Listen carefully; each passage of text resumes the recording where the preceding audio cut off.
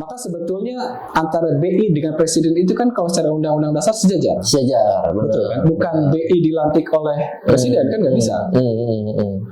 Berarti kalau gitu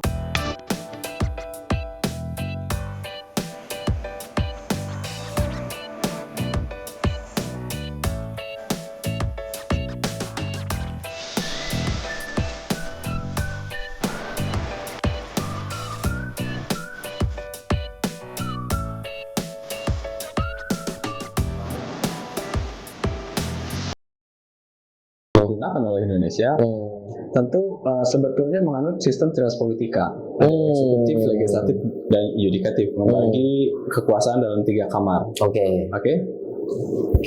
Nah, itu yang terjadi dulu ya. Ya, yang terjadi dulu. Kalau versi saya, versi yang kami amati maksudnya, yang sejauh yang kami amati ya, mohon maaf jika masih kurang risetnya gitu ya atau penelitiannya, bahwa lembaga negara itu adalah lembaga yang berada di bawah negara. Karena kepala pemerintahan dan kepala negaranya dipimpin oleh presiden. Jadi kalau dilantik oleh presiden maka itu lembaga negara. Kayak contoh KPK dan lain sebagainya. Tapi kalau lembaga bangsa itu adalah lembaga-lembaga yang pure dibentuk oleh bangsa. Contoh yang paling saya sebelum ke situ. Maka sebetulnya antara BI dengan presiden itu kan kalau secara undang-undang dasar sejajar. Sejajar, betul kan? Bukan BI dilantik oleh presiden kan nggak bisa. Berarti kalau gitu MPR tidak bisa dilantik oleh presiden. Maka MPR ini menjadi lembaga bangsa. Ini lembaga negara, jelas negara dilantik oleh presiden. Tapi kalau MPR tidak. Nah, pertanyaannya, MPR-nya ada. Cuma apakah MPR ini menjadi replika atau representasi dari bangsa Indonesia atau tidak? Itu sudah atau belum? Nah, itu kan belum tahu nih. Itu menjadi pokok pembahasan tersendiri kan. Apakah MPR sudah merepresentasikan bangsa Indonesia atau bukan atau belum? Tapi kalau presiden jelas karena dia sudah menjalankan fungsi-fungsinya dibantu oleh menteri-menteri. Berarti ada beberapa bagian yang harus disebutkan dalam mana lembaga bangsa. Contoh MPR, Bank Indonesia, badan-badan gitu, DPR gitu kan, kemudian TNI. Nah, yang menarik TNI. TNI saat ini jadi alat negara. Alat negara. Padahal harusnya itu milik bangsa karena TNI lahir dari bangsa Indonesia. Dari cikal bakalnya sebelum TNI kan ada TKR, BKR, ada Hizbullah ya. Dan sebelumnya gitu. Nah, itu yang kemudian menjadi cikal bakalnya akhirnya TNI. Sekarang TNI ditarik menjadi alat negara. Menurut hemat saya gitu, hemat kami, N-nya itu nasional. Nasional itu ada serapan kata dari kata nation. Nation itu artinya bangsa. Kalau negara itu country atau state. State ya. Country atau state gitu kan. Berarti kalau kata nasional itu berarti kan harusnya milik bangsa, tentara bangsa Indonesia, berarti kan tentara nasional Indonesia, bukan tentara negara. Jadi bukan milik negara tapi milik bangsa. Nah itu contoh bagaimana sedikit mungkin kesalahan dalam, saya nggak tahu dengan kesalahan atau kekurangan atau mungkin saya yang kurang gitu ya. Bagaimana soal pola tata bangsa tadi? Kalau tadi kan tata negara, kita tahu ada KPK, ada MK, ada dan sebagainya. Tapi kalau Mahkamah Agung tentu di bangsa dong posisinya. Komisi Yudisial itu di bangsa dong. Tapi kalau lembaga-lembaga ad hoc kayak KPK dan lain sebagainya, lembaga atau badan yang di bawah langsung presiden, itu ranahnya kenegaraan yang dipimpin oleh presiden, dibantu menteri-menteri dan staf-stafnya disebut ASN. Itu disebut penyelenggara negara. Tapi kalau bangsa tentu akan berbeda. Nah itu sih Mas Ade, salah satu contoh pembentukan lembaga bangsa itu yang kemudian menjadi pola dalam kelembagaan bangsa. Ada tata bangsa, tata negara. Ahli tata negara banyak, ahli tata bangsa kita nggak pernah tahu. Pernah nggak dengar ahli tata bangsa? Karena memang kalau subjek terkait soal bangsa ini memang ya tadi balik lagi ke diskusi awal bahwa subjek tentang bangsa ini jarang banget untuk dibahas gitu ya. Bahkan expert pun juga punya beberapa pandangan gitu ya terkait soal bangsa gitu ya. Ada yang bilang bahwa bangsa itu ya terbentuk karena kesadaran bersama, kesadaran karena dijajah gitu ya, kesadaran karena dijajah oleh para imperialis itu gitu kan. Ada yang memang tapi belum ada loh yang bilang bahwa bangsa ini terbentuk secara organik. Itu subject matter-nya sangat sedikit banget kalau soal bahas itu ya. Dan karena subjek diskusinya aja dikit, apalagi di konteks kita sekarang gitu ya. Maka mungkin ahli-ahli tentang soal bangsa ini juga sangat rare gitu untuk dari sisi jumlahnya gitu ya. Ya, betul. Dan boleh ngerokok kan? Boleh.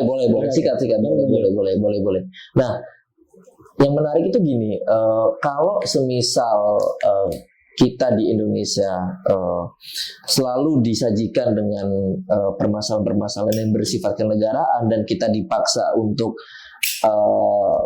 menyelesaikan permasalahan-permasalahan kenegaraan saja gitu, tetap melihat ini jadi apa nantinya gitu. Maksudnya itu kan saya membayangkan ini kayak lingkaran setan gitu loh. Jadi misalkan kita udah berfokus untuk di ekonomi aja, terus kita berfokus untuk kesejahteraan sosial aja, terus kita berfokus lagi ke arah teknologi aja gitu kan.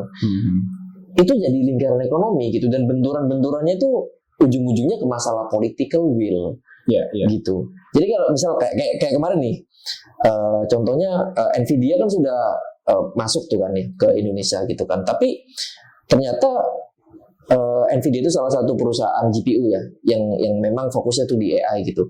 Nah mereka ini setelah datang ke Indonesia dan lain sebagainya, mereka memilih untuk berinvestasi di luar Indonesia gitu, karena urusan political will tadi gitu kan. Nah ujungnya ke politik gitu loh.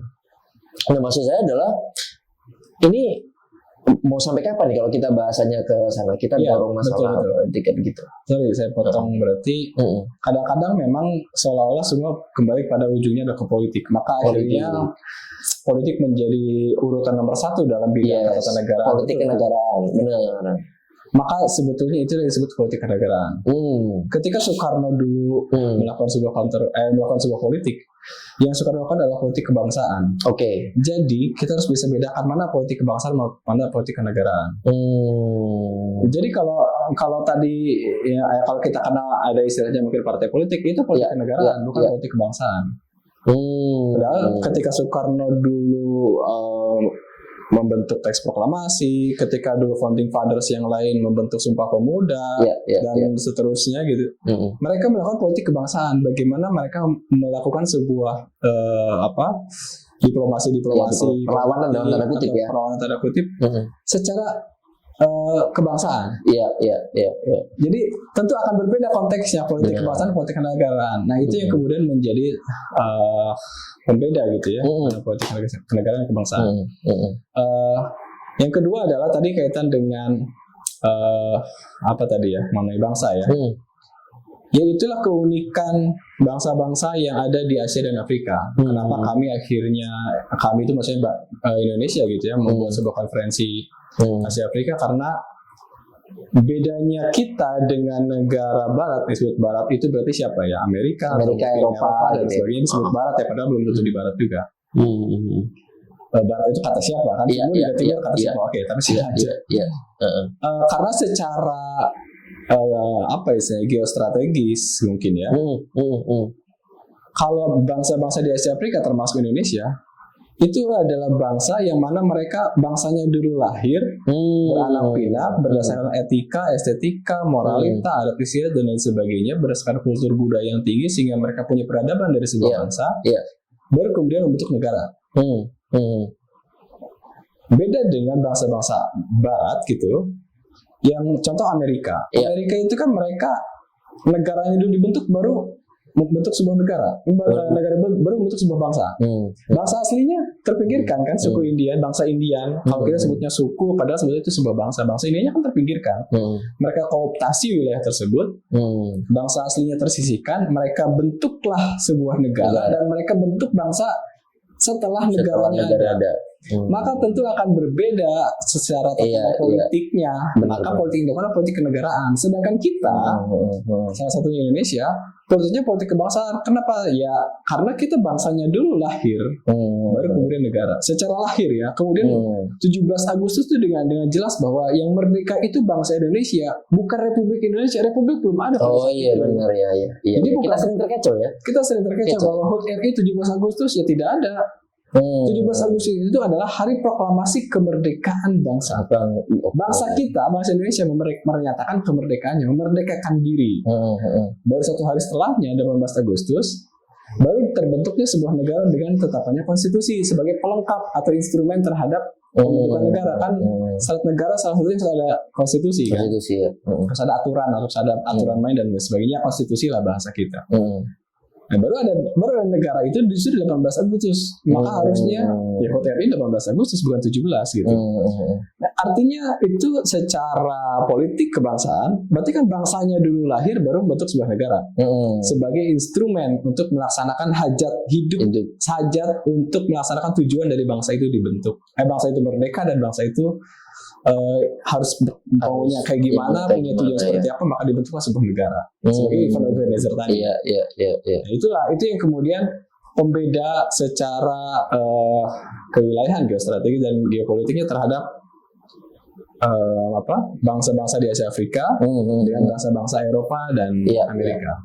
Ya, karena memang mungkin dari sisi geografi dan geologinya berbeda ya antara bangsa-bangsa yang di Asia, Afrika dan yang di karena kaitan peradaban sih sebetulnya. Kaitan peradaban tentu akan berbeda. Nah, tadi kan Kang Hilal sempat nyinggung ya soal masalah sistem ya. Kang Hilal sempat bahas masalah sistem gitu ya. Dari diskusi yang pernah Kang Hilal sempat lakukan gitu ya dengan teman-teman Padi Kapas gitu ya. Bahwa salah satu diskusinya adalah ini kesalahan di dalam sistem itu. Nah, sebenarnya gimana itu kita bisa ngelaborasikannya gitu? Maksudnya dari mana kita bisa punya konklusi bahwa sebenarnya ini tuh permasalahan sistem gitu? Saat itu. Kalau detailnya permasalahan atau solusi yang kami tawarkannya apa itu kan bab tersendiri sebetulnya karena terlalu panjang. Tapi karena tadi pemikirannya adalah kalau kita membahas pada segmen-segmen kenegaraan satu persatu, kan sebetulnya yang tadi Bang Ade sempat sampaikan bahwa ujung-ujungnya kembali pada politik. Artinya kan sistemnya seolah mengarah ke situ semua. Kita ngomongin teknologi ke politik lagi, kita ngomongin ketahanan pangan politik lagi, kita ngomongin kesejahteraan ke politik lagi. Seolah semua bermuara pada politik. Berarti kan itu ada sistem yang salah berarti. Masa kita ngomongin kesehatan ke politik, bukan kepada dokter, kesannya begitu loh. Walaupun mereka walaupun aturan untuk atau undang-undang mengenai kesejahteraan atau undang-undang mengenai kesehatan ya memang dibuat oleh DPR gitu kan. Tapi ya DPR yang partai politik akhirnya kan political will lagi gitu. Nah, itu yang kemudian akhirnya menjadi keruwetan tersendiri yang akhirnya muncul rasa pesimistis gitu dari kepala masyarakat ya ujungnya partai politik atau politik lah yang mungkin termanifestasikan dalam partai politik. Yang akhirnya ya lu sekitar apapun kalau lu bukan dari kelompok partai politik ya lu susah. Pada akhirnya terus itu muncul ya. Terus itu muncul. Iya betul kan karena sistemnya menjurus seperti itu. Jadi akhirnya lu kalau mau mengajukan sebuah saran seolah-olah ya lu partai politik dulu. Kenapa? Karena pendapat ketua umum lebih didengar dibanding pendapat masyarakat. Karena anggota DPR akan menurut pada ketua umum dibanding pada masyarakat atau pada konstituennya. Kan itu yang terjadi. Bang Pacul kemarin salah satu. Betul kan? Kan itu adalah sebuah fakta hari ini gitu kan. Nah akhirnya kami berpikir aduh ini ada yang salah di berarti ini dari sistem ini kan. Saya nggak tahu titiknya ada di mana lah gitu ya. Mungkin teman-teman juga bisa menyimpulkan sendiri di mana titiknya. Cuman kalau kami yang tadi itu dari mulai kalau kita ibaratkan sebuah pohon tadi seperti itu, kalau ibaratkan sebuah bangunan, banyak orang yang akhirnya mengeluhkan soal gentengnya rusak, catnya kurang bagus, kacanya pecah dan sebagainya, tapi tidak pernah membahas soal akar permasalahannya, yaitu soal pondasinya. Padahal bisa jadi pondasinya tidak ada atau bahkan salah posisi kan gitu. Nah kami cenderung pada bagaimana pondasinya dulu, fundamentalnya dulu, apakah sesuai atau tidak. Maka itu akan melahirkan sebuah instrumen yang disebut instrumennya ya mungkin konstitusi. Di konstitusi kan melahirkan sebuah sistem atau mekanisme kan gitu. Sistem itu kan mekanisme atau dan sebagainya. Apa berarti kan apa gitu kan? Apa itu? Iya kan? Berarti kan apa istilahnya gitu kan? Iya, benar. Nah, secara sederhana kalau kami akhirnya melihatnya berarti ada yang tidak jalan dari sistem yang dari hal yang kita punya. Apa itu? Kalau kami menyebutnya kayaknya Pancasila deh. Karena apa lagi? Kenapa Pancasila pada saat itu? Ya karena hal yang paling fundamental ya Pancasila. Karena mau bagaimanapun undang-undang dasar adalah turunan atau jawantah dari Pancasila.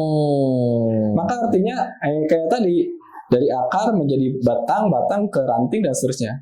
Kan sejauh ini instrumennya berarti harus merunut dulu kan sampai ke akar. Berarti akarnya adalah Pancasila.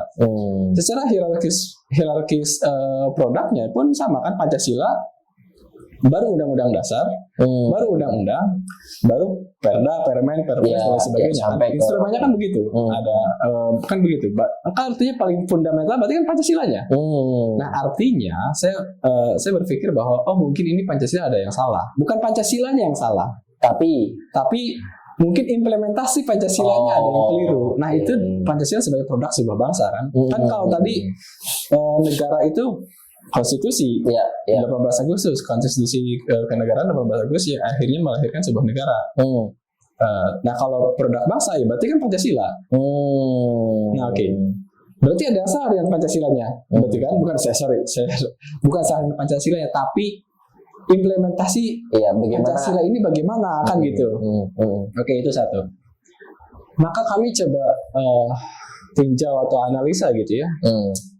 Apa yang salah ya gitu ya dengan kita punya Pancasila sebagai produk bangsa Indonesia, tapi apa nih kok masih seperti ini, padahal Pancasila kan begitu panjangnya cerita dan versi ya tentunya tentang Pancasila ini, tapi kenapa masih seperti ini? Berarti ada yang tidak jalan nih. Nah, kemudian kami berpikir, ternyata ada beberapa kesalahan berpikir. Menurut saya begini, Pancasila itu 5 sila. Ya betul kan, Pancasila 5 sila. Panca ya, namanya Panca. Yang jadi masalah adalah kadang-kadang orang itu hanya ngambil per sila. Ya akhirnya menjadi keliru. Padahal Pancasila itu harus holistik. Itu adalah satu kesatuan yang tidak bisa dipisahkan, nggak bisa dipecah gitu. Karena kan orang berpikir, ini bisa masuk gara-gara sesuai dengan sila kelima, kan suka begitu kan? Contoh misalnya, komunisme bisa masuk karena sesuai dengan sila kelima, komunisme bisa masuk sesuai dengan sila kesekian, atau apapun lah. Ya kalau kita dipecah seperti itu ya apapun bisa masuk dengan sila di masing-masing sila. Sedangkan Pancasila itu harus holistik. Jadi harus saling berkesinambungan. Apakah dia harus berketuhanan? Berkemanusiaan dan beradab, apakah dia persatuan Indonesia, menjadi persatuan Indonesia, apakah dia berkerakyatan dipimpin oleh permusyawaratan dan perwakilan, dan apakah dia berkeadilan sosial gitu. Jadi ketika ada sesuatu yang masuk, direview langsung oleh Pancasila. Jadi sebagai alat screening, dan itu harus satu kesatuan yang utuh gitu, tidak bisa dipecah masing-masing. Sebagaimana contoh ada sebuah statement, misalkan contoh statement Bang Rocky Gerung tentang kalau nggak salah tentang ateis boleh kok, karena itu udah sesuai dengan sila kelima misalnya. Ya nggak bisa gitu. Itu harus satu kesatuan. Apakah ateis sesuai dengan sila ke-1, sila 2? Nah, itu contoh bahwa Pancasila itu harus holistik. Saat ini yang terjadi mungkin Pancasila hanya sebatas dipecah menjadi masing-masing sila. Oke. Yang kedua, bahwa sejauh ini mungkin bisa jadi Pancasila hanya sebatas dibahas di tatanan nilai. Jadi misalkan contoh, kita harus berketuhanan yang Maha Esa. Berarti lu harus sholat, harus jujur lah, lu harus tenggang rasa lah, lu harus di downgrade rukun sama tetangga. Jadi hanya sebatas nilai. Terus implementasi Pancasila sebagai sebuah strategi gimana? Implementasi Pancasila menjadi sebuah tatanan kenegaraan itu gimana? Menjadi sebuah sistem itu gimana? Kan belum ya. Yang ada adalah hanya nilai. Jadi Pancasila hanya di-downgrade hanya sebatas nilai saja. Butir-butir Pancasila itu semua nilai semua. Harusnya kan bisa jadi harusnya Pancasila itu dibentuk menjadi sebuah strategi, menjadi sebuah sistem. Sistem ya. Menjadi sebuah sistem Pancasila. Nah itu yang kedua. Karena asumsi yang ketiga bisa jadi ada lagi meramunya dengan Masih yang kedua. Maksudnya gini, kenapa tadi hanya sebatas nilai? Misalkan kadang-kadang kita berpikir Pancasila sebatas jargon. Oh iya, kita berpikir Pancasila jargon. Bahkan hanya sebatas pajangan, bahkan hanya sebatas hafalan. Pancasila kita mati, semua hafal tentang Pancasila. Tapi kita nggak pernah tahu bagaimana implementasinya. Nah, kaitan dengan implementasi berarti kan, maka kemudian poin yang ketiga, bisa jadi cara mengimplementasikannya ada yang keliru. Contoh, cara membuat kue. Oke. Satu, siapkan terigu. Dua, siapkan gula pasir. Tiga, siapkan mentega. Empat, siapkan telur. Lima, siapkan air. Tahapan membuat kue itu kan harus berurut, harus jelas atau harus benar gitu. Iya. Nah, bisa jadi urutan membuat kue itu tidak benar. Yang pertama tadi ada dipisah-pisah. Orang berdebat soal nilai, soal hanya kandungan telur lah. Telur tuh gini, karbohidrat begini. Ada yang ngomongin kandungan mentega ini, kandungan terigu ini.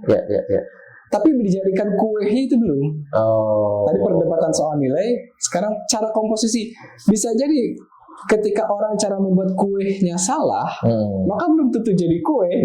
Bisa jadi apem, bisa jadi surabi, bisa jadi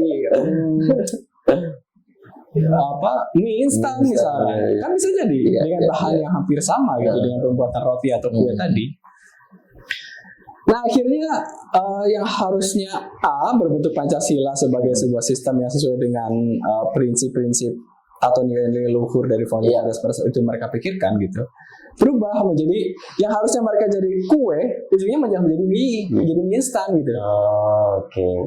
Maksud saya adalah akhirnya ada sedikit pergeseran bentuk gitu loh. Itu yang saya maksud. Kemudian mungkin ini ada yang kelirunya di sini. Nah, ini kemudian bagaimana sistem ini, mungkin sistem Pancasila menjadi sebuah sistem yang belum berjalan. Karena ya tadi sejauh ini sebatas hafalan. Iya, hafalannya adalah cara membuat kue 1, 2, 3, 4, 5. Pancasila 1, 2, 3, 4, 5. Terus apa? Kuenya apa gitu ya? Cara membuat kue 1, siapkan telur. Dihafal sampai seluruh pada saat upacara, dihafal sama anak SD gitu. Dihafal. Kalian harus hafal Pancasila.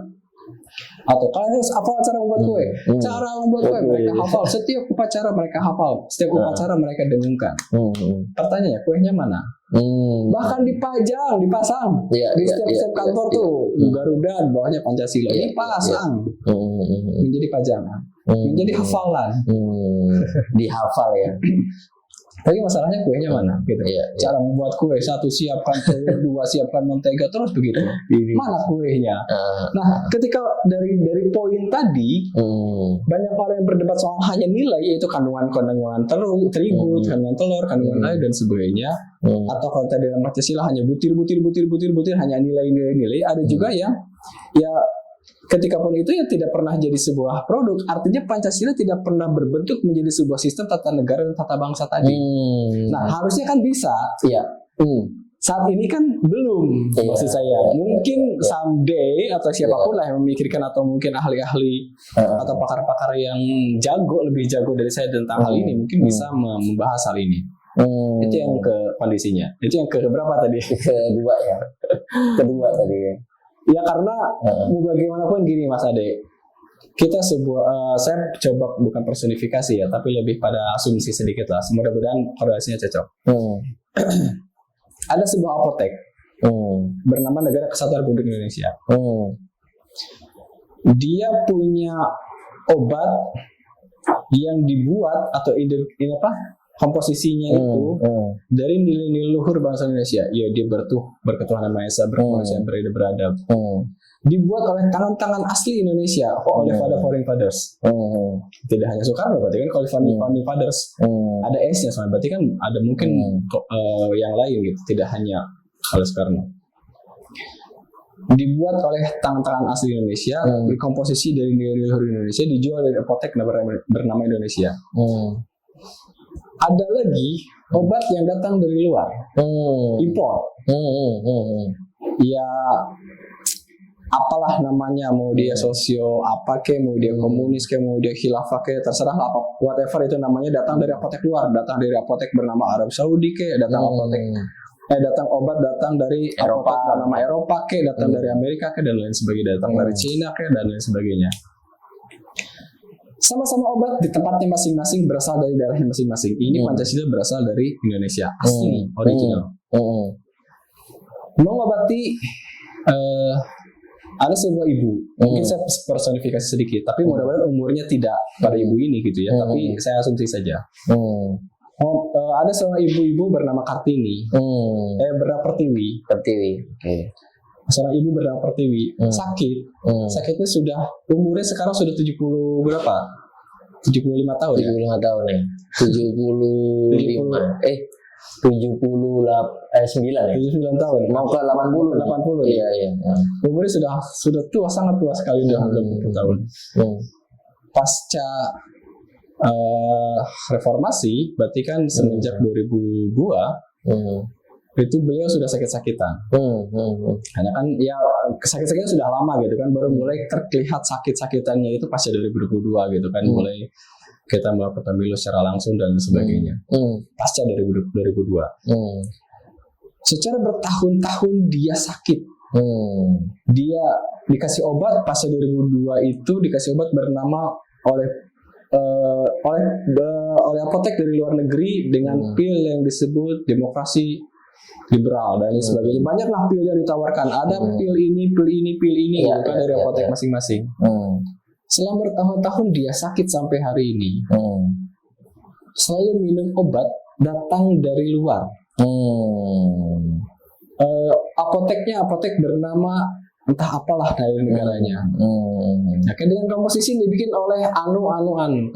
Tidak pernah diuji coba Ibu Pertiwi ini meminum obat yang original Indonesia, hasil dari tangan-tangan leluhur bangsa Indonesia.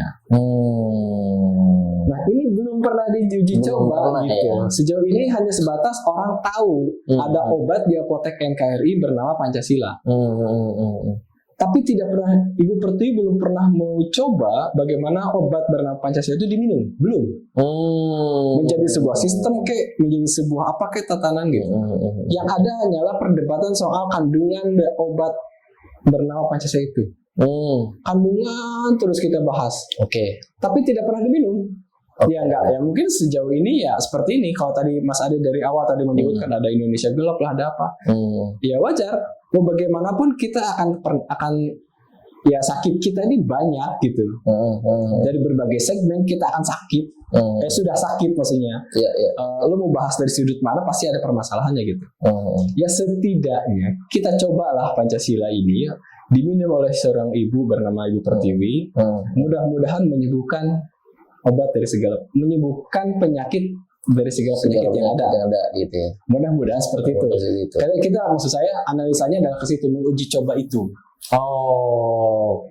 Cuman kan teknis uji cobanya kan ya apalah daya gitu kan, tapi hanya berbentuk analisa, hanya berbentuk kajian, hanya berbentuk riset, hanya begitu kan. Secara teknis dan implementasi tentu kembali pada kalau tadi bahasa Mas Ade kan, political will, mau nggak pemerintah melakukan itu, mau nggak lembaganya melakukan itu, dan seterusnya. Jadi itu sebetulnya pokok bahasannya. Iya. Kebayang. Jadi ini cukup berat sih sebenarnya. Cukup berat ya, maksudnya cukup berat sekali karena tandem demokrasi di Indonesia itu sudah mengakar sedemikian rupa. Gitu kan, dari awal mula bangsa ini lahir gitu ya, terus bentuk negara. Sebenarnya kan tensi atau intensi terkait soal demokrasi itu kan mulai muncul kan di situ kan, dengan terbentuknya partai, kemudian baik itu yang partai besar maupun partai kecil sampai ke proklamasi sampai ke reformasi gitu ya, bahkan itu banyak multi partai itu sekarang. Nah, ini kan jadi salah satu tawaran yang menarik untuk dicoba. Cuman ini saya membayangkan bagaimana nih change manajemennya nih gitu kan. Ya tentu. Maksudnya ini kan suatu perubahan yang sangat besar. Sebetulnya hal itu pun pernah dipikirkan ketika bagaimana demokrasi pertama diimplementasikan pasca Soeharto. Kan itu juga sama kan, memikirkan akhirnya kan terjadi juga. Gimana nih ya sistem kepartaian begini, bagaimana ya demokrasi ini begini pasca Soeharto, pasca 98, pasca reformasi kan itu juga perlu uji coba. Uji coba. Nah, gak ada salahnya kan kita uji coba itu. Ya tentu dengan kalau tadi teknisnya bagaimana ya tentu kami mengkaji juga hal itu, bagaimana teknisnya, bagaimana lembaganya, tata bangsanya bagaimana, tata negaranya bagaimana, tata kelolanya bagaimana dan seterusnya. Itu tentu akan menjadi kajian juga. Tapi itu kan tidak ada salah dicoba. Kita pernah melakukan sebuah perubahan sistem, pernah pada saat 1955 pada saat Soekarno mengeluarkan dekret. Ya, oke. Dekret 1955. Oke. Sorry, 59 ya? 59 ya? 59 ya? 59 ya? Iya. Pada saat dekret itu kan kembali pada Undang-Undang Dasar 45. Nah itu maksud gue, semua kan apakah kita pernah melakukan perubahan sistem? Pernah. Sekarang pernah melakukan dekret. Apakah kita melakukan uji coba sebuah sistem? Pernah. Yaitu demokrasi yang begitu, bahkan sistem pemilu pun baru diuji coba pada saat 2004. Pada saat presiden pemilihan umum kan, presiden SBY dulu terpilih. Kalau demokrasi secara terpimpin, ya itu kan pernah diuji coba juga. Demokrasi semua kan pernah diuji coba gitu. Maksud saya, apa salahnya kita menguji coba itu? Uji coba Pancasila menjadi sebuah sistem. Cuma teknisnya bagaimana ya kita akan bahas. Itu bab tersendiri kan. Lebih teknis lagi gitu kan. Kalau tadi kan demokrasi teknisnya adalah bagaimana kita memilih pemimpin, bagaimana cara kita berpendapat dan seterusnya. Ya itu Mas Ade, apakah kita juga kan pernah melakukan pemilihan misalkan di MPR, hanya MPR saja waktu itu kan terpilihnya Gus Dur lah, Mega dan seterusnya. Itu kita pernah melakukan sebuah sistem-sistem seperti itu. Pernah kita uji coba semua gitu. Cuman gak ada salahnya kan kita uji coba juga hal ini. Terus kemudian ketika ada permasalahan-permasalahan, contoh dalam pemilu misalkan, ada kegagalan-kegagalan atau ada permasalahan lah, ada yang meninggal lah, ada yang apalah gitu. Terus kalimatnya kan pasti selalu akan dibilang bahwa ya kita kan belajar berdemokrasi. Bro, bertahun-tahun sudah belajar. Apa mulainya? Dari 2004. Masa puluhan tahun kita belajar demokrasi, masa terus-terusan belajar? Ini kapan mulainya kalau kan lu sekolah itu kan belajar sekolah nih. Terus kapan kerjanya kalau lu belajar? Artinya setidaknya ada implementasi kan. Setelah belajar itu ada menjadi expert dong maksudnya itu. Iya, ada yang diaktualisasikan lah dari ilmu yang. Sekarang itu sudah puluhan tahun belajar terus. Masa mau uji coba terus? Ya uji coba yang lain kayak gitu maksud saya itu. Ya setidaknya uji coba Pancasila kan menjadi sebuah sistem yang gimana pun caranya kita ramu gitu. Meskipun kami pun gitu ya meramu bagaimana Pancasila menjadi sebuah sistem, bagaimana Pancasila menjadi produk konstitusi yang lebih sempurna gitu. Karena kan Soekarno pun mengakui bahwa Undang-Undang Dasar 45 kita yang versi asli ya, bukan versi amandemen, itu belum sempurna, maka harus disempurnakan. Jadi artinya harus disempurnakan, bukan di amandemen, bukan dirubah. Sejauh ini kan di amandemen sudah 4 kali gitu ya. Nah, harusnya kan disempurnakan, artinya secara redaksi, mungkin secara esensi, secara substansi harusnya disempurnakan, bukan di amandemen atau dirubah.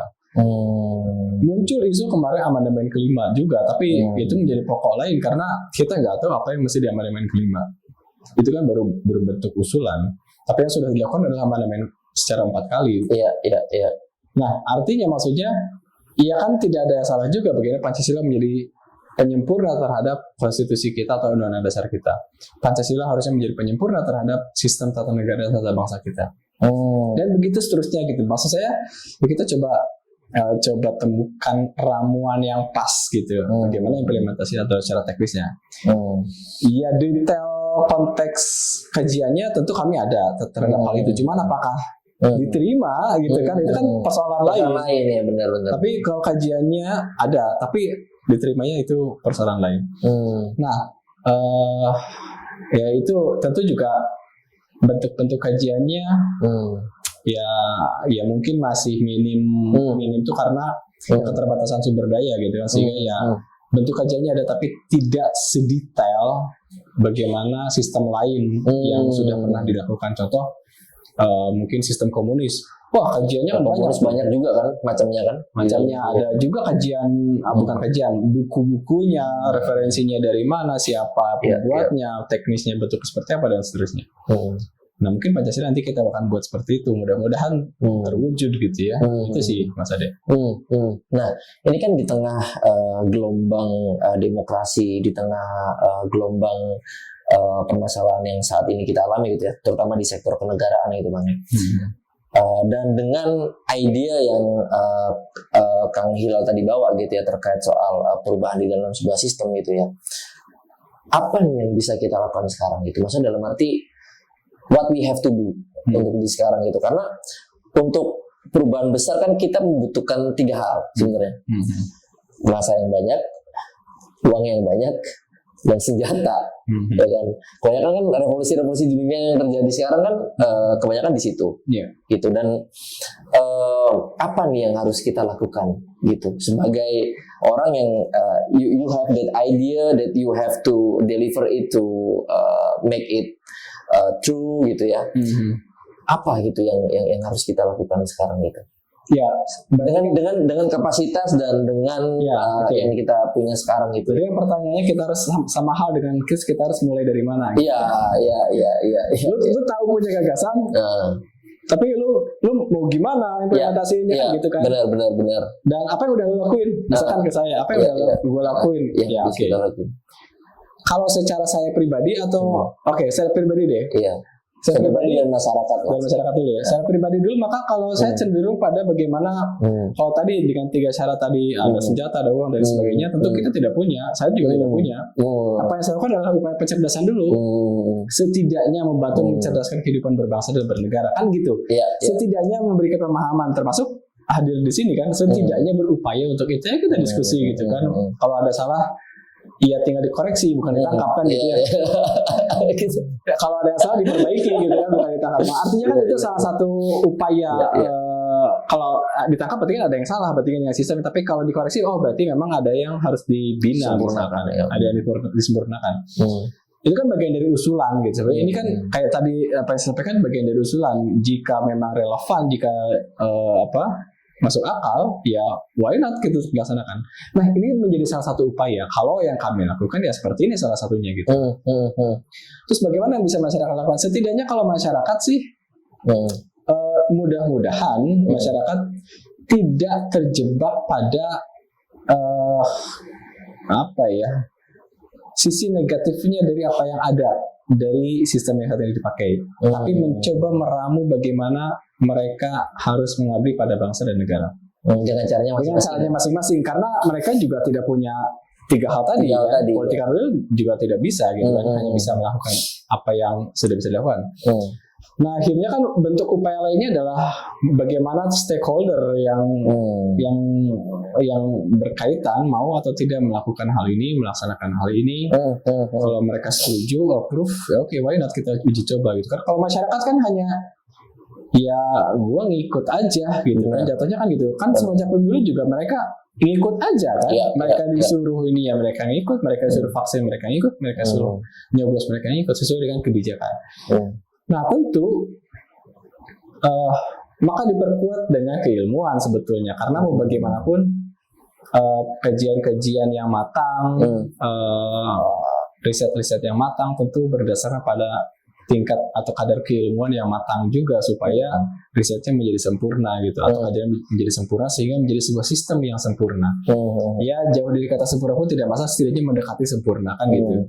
Sehingga upaya ini mudah-mudahan bisa terjadi, menjadi kenyataan gitu sih. Dan mudah-mudahan menjadi, ya mungkin saat ini seolah menjadi utopia, kayak menjadi sebatas angan-angan, tapi kan kita berharap, namanya juga harapan, itu harapan yang paling baik dan yang terbaik gitu. Ya mudah-mudahan namanya juga gitu sih Mas. Kebayang. Oke. Ini sebenarnya pembahasan ini harusnya bisa lanjut sampai panjang banget ya. Mungkin udah 10 SKS sendiri ya bahas soal ini, karena kita belum membahas juga terkait soal detail sebenarnya awal mula dari Pancasila itu seperti apa, kemudian bagaimana nantinya ini diimplementasikan menjadi sebuah sistem gitu kan. Maksudnya secara dialektika sistemnya nanti akan seperti apa gitu kan. Mungkin kita akan bahas di sesi yang lain gitu. Cuman gini, Kang Hilal, kalau Kang Hilal diminta untuk memberikan apa ya, pesan kepada teman-teman pemuda terutama ya, teman-teman pemuda, teman-teman mahasiswa gitu ya, atau para netizen yang currently memang lagi shadowing untuk isu-isu terkini gitu ya.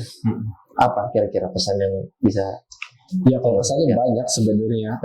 Harapan kita tentu besar terhadap pemuda ini karena bagaimanapun bangsa ini lahir ya karena pemuda juga ya tadi saya sebutkan dalam Sumpah Pemuda. Kemudian pemuda yang kemudian terus berjalan selama 17 tahun sampai 1945 akhirnya lahirlah mereka memproklamasikan diri menjadi sebuah bangsa yang merdeka dan membentuk sebuah negara. Itu dari pemuda yang akhirnya selama 17 tahun tanpa sosial media, tanpa WhatsApp, tanpa WhatsApp group dan tanpa Instagram dan sebagainya, ketemu dengan seadanya, tapi selama 17 tahun mereka mampu memerdekakan diri dan membentuk sebuah negara. Kita menjadi bangsa yang merdeka, kita menjadi negara yang berdaulat. Pertanyaannya adalah ketika bangsa ini sudah berjalan hampir 80 tahun, bahkan nanti menuju Indonesia Emas dari 45, kita sudah ada WhatsApp, kita sudah ada sosial media, kita sudah gampang tatap muka tanpa harus secara fisik, kita sudah bisa berapat jarak jauh. Terus masa kalah dengan pemuda zaman dulu? Kan gitu, jadi challenge gitu. Setidaknya ada hal yang kita hasilkan dengan kemudahan yang ada yang bisa dihasilkan dari kemajuan teknologi yang ada. Masa iya kita hanya akan terjebak pada problematik yang ya hanya bersifat individu gitu. Sekali-kali dong, ayolah kita mikirin kepentingan bersama. Dulu juga kalau Soekarno mikirin problematik individu, ya udah dia nggak akan pernah jadi presiden, bangsanya nggak pernah merdeka. Jong Selebes, Jong Ambon, Jong Java dan sebagainya, mungkin jika mereka terfokus pada problematik individu, ya pacaran lah, ya apalah gitu ya, mungkin tidak akan pernah jadi itu negara ini, bangsa ini merdeka itu nggak pernah terjadi. Tapi ada satu masa, ada satu kala di mana mereka memikirkan kepentingan bersama. Ini ada yang salah nih. Nah, yang mau itu tuh bareng-bareng gitu. Sama hal kesadaran bersama ya. Kesadaran bersama. Karena perubahan itu terjadi seperti yang tadi dikatakan, itu terjadi ketika ada titik di mana masyarakat menemukan kayaknya ada yang salah deh. Kesadaran bersama dalam satu permasalahan. Kesadaran bersama dalam ingin ada perbaikan. Kesadaran bersama dalam kayaknya ada yang harus diperbaiki dan menemukan solusinya seperti apa. Nah, kesadaran itulah yang saya harapkan dari teman-teman pemuda saat ini. Gitu. Dia terjebak pada problematik person. Gitu sih. Yes. Sederhananya itu dulu ya. Makanya kalau pesannya banyak banget ya. Harapannya karena dengan kemudahan dan aksesibilitas yang begitu mudah sekarang harusnya bisa jauh lebih banyak dan bisa jauh lebih cepat perubahan-perubahan yang ada. Tapi karena saya nggak tahu ya, pemuda sekarang mungkin karena mudah sehingga terlena, ya akhirnya menjadi lebih susah. Nah, mudah-mudahan kita punya rasa yang sama untuk menuju perbaikan secara bersama untuk kebaikan bangsa dan negara. Ya apapun lah itu gitu loh maksud gue. Apapun. Kalau saya kan men-challenge-nya ya saya contohnya ya kembali kepada Pancasila. Yang lain ya silahkan ya. Ayo kita diskusi bersama gitu. Mungkin itu Mas Ade. Oke, thank you Kang Hilal untuk penjelasannya tadi dan pesannya tadi cukup menarik ya, dan kita perlu melihat bahwa dari sisi kesadaran itu kita perlu tumbuhkan bersama gitu ya. Untuk meningkatkan kembali rasa kebangsaan kita gitu kan, meningkatkan kembali kepedulian kita terhadap bangsa gitu ya. Dan mungkin kita akan bisa lanjutkan diskusi ini ke sesi selanjutnya, dan kita bisa sampaikan lagi pesan-pesan yang positif gitu ya, pesan-pesan tentang kesadaran gitu ya untuk bangsa kita dan negara kita, dan semoga apa yang kita bicarakan di sini bisa bermanfaat bagi kalian semua gitu. Oke, mungkin kalau dari teman-teman Center East atau dari netizen yang punya opini atau punya pendapat yang mungkin bisa kita jadikan bahan diskusi, jangan lupa untuk share di kolom komentar ya. Oke, sip. Mungkin kita bisa balik lagi ke sesi selanjutnya gitu ya. Dan semoga kita bisa bertemu di sesi selanjutnya lagi gitu ya. Sampai jumpa. Oke. Saya mohon maaf kalau ada yang kurang-kurang ya. Ya. Thank you ya. Thank you.